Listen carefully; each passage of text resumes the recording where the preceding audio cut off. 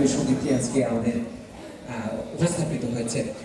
International award winner, recently Filmfare award পেয়েছেন সঙ্গীত পরিচালক এবং অবশ্যই খুব ভালো আঁকেন বিভিন্ন দিকে। মানে তার সম্পর্কে বলতে গেলে আমি কতটুকুই বা জানি, হয়তো আমার জানার ভান্ডারটা খুব কম, তাই যাই বলি না কেন কম বলা হবে। তাই শুধু নামটুকু বলছি, তিনি দেবজ্যোতি মিশ্র। এরপর আর কিছু বলার দরকার পড়ে না। আমি শ্রদ্ধা দেবজ্যোতি বাবুকে মঞ্চে আসতে অনুরোধ করবো। উপস্থিত সকলকে একটু হাতটা দিতে পারবো। আমাদের ফাউন্ডার, রয়্যাল টেকনোলজিস লিমিটেডের ফাউন্ডার শ্রী শামীম আক্তার মহাশয়কে মঞ্চে আসতে অনুরোধ করবেন। শ্রদ্ধা দেবজ্যোতি বাবুকে আমাদের তরফ থেকে আমরা বরণ করে নেব। যিনি সহযোগিতার দায়িত্বে রয়েছেন তাকে ডেকে নেব।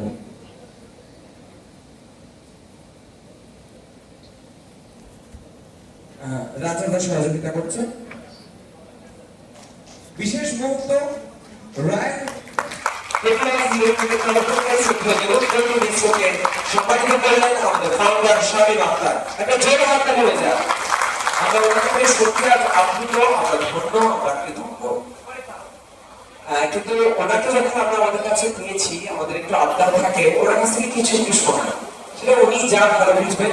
যদি কথায় বলেন কথায়, যদি সুরে বলেন সুরে, যেটা ওনার মনে হবে আমরা শুধু সেটুকু শুনবো। দেবজ্যোতি বাবু, আপনার কাছে অনুরোধ, সকলের উদ্দেশ্যে কিছু বলা হচ্ছে।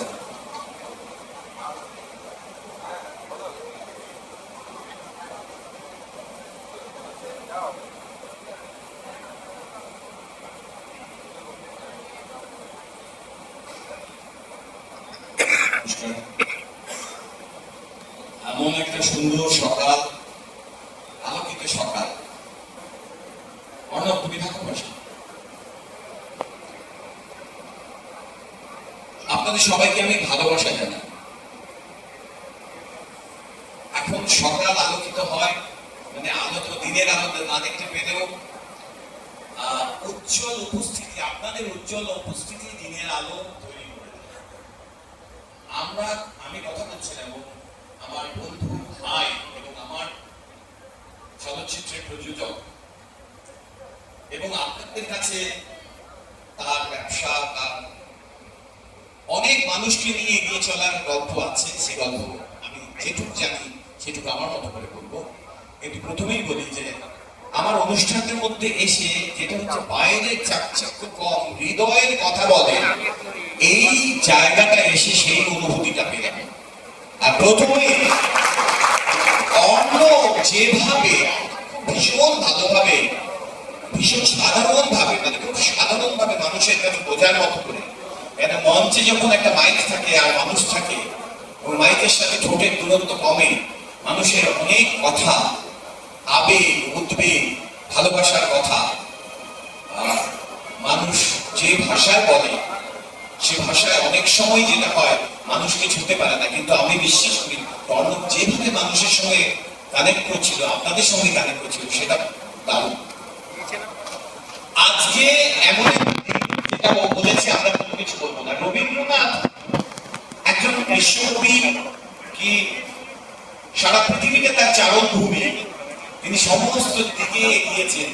আমি শামীমের সাথে বসে কথা বলছিলাম, উনি একজন কর্মযোগী, একজন অ্যাক্টিভিস্ট, বহু মানুষকে সঙ্গে নিয়ে উনি এগিয়ে গিয়েছেন, চলেছেন। সেইটার উদযাপন আজকের দিন। রবীন্দ্রনাথের জন্মদিন মানে কর্মদিন, অনেক মানুষকে নিয়ে চলা। একা তো চলাই যায়, একা একজন সাধু সন্ন্যাসী গিয়ে পাহাড়ে তপস্যা করে, কিন্তু সেই তপস্যাটা নিজের জন্য, ব্যক্তি মানুষের জন্য।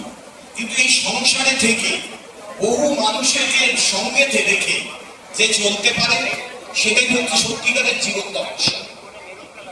শামীম আমার বন্ধু, আমি গৌরবিত তার জন্য। শামীম আমার ছোট ভাই, আমি গৌরবিত তার জন্য। শামীম বহু মানুষকে সঙ্গে নিয়ে চলে, তার জন্য আমি গর্বিত। বহু মানুষের জন্য শামীম আক্তার। কিন্তু শামীমকে আমি দুভাবে দেখি। একটা দূর থেকে দেখা, যে একজন বড় মানুষ হয়ে উঠছে এবং তার মধ্যে কোনো রকম কোনো গ্লানি থাকে না, কোনো ঘাট থাকে না, সেই রকম একজন মানুষ। আবার আরেকদিকে একজন শিল্পপ্রেমী মানুষ, বহু শিল্পপ্রেমী মানুষের সঙ্গে থাকা, এইরকম মানুষ, এবং একজন অসম্ভব ভালো মানুষ, অপূর্ব মানুষ, যিনি এই দুই সমন্বয় করতে পারেন, দুটোকে একসঙ্গে, দুটো হাত। শামীমের একটা হাতে শামীম যেমন ভাবে অনেক মানুষকে সঙ্গে নিয়ে কিভাবে একটা ডিসিপ্লিন ওয়েতে, যে কথাটা খুব অর্ণব বারবার বলছিল, চলতে জানে, আবার তার একটা আরেকটার সাথে শামীমের আবেগ, শামীমের ভালোবাসা, শামীমের বন্ধুবৎসল রূপ, কাঁধের পাশে হাত রাখা, এটা আমার কাছে অনবদ্য লাগে বহুদিন ধরে। আপনাদের মধ্যে অনেকে জানেন তবে তাই হোক বলে একটা ছবি হয়েছিল, জানেন তো? আমার জীবনের ঋতুপর্ণ, সবাই ঋতুপর্ণ ঘোষের ছবির কথা বলে, আমার ছবিতে ঋতুপর্ণ ছবির পরবর্তী সময় যে ছবিটা আমার কাছে মনে হয় আমার সবচেয়ে গুরুত্বপূর্ণ, যে দুটো তিনটে ছবি, চারটে ছবির কথা বলবো, তবে তাই হোক সেই রকম একটি ছবি। তার সঙ্গীত করেছিলাম, তার আবহ সঙ্গীত, তার গান তৈরি করেছিলাম। শামীম পাশে দাঁড়িয়েছিল প্রযোজক হিসেবে না,